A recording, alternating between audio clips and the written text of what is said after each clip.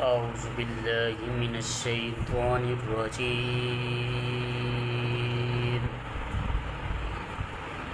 بسم الله الرحمن الرحيم.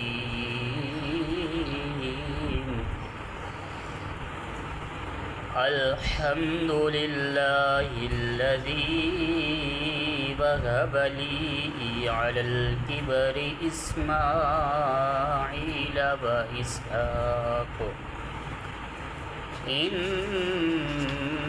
ربي لسميع الدعاء.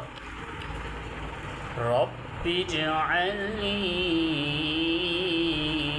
مقيم الصلاة ومن ذريتي ربنا وتقبل دعاء.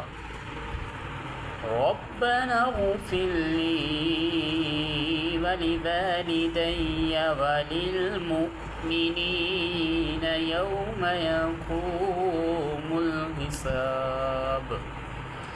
آمنت بالله صدق الله العظيم.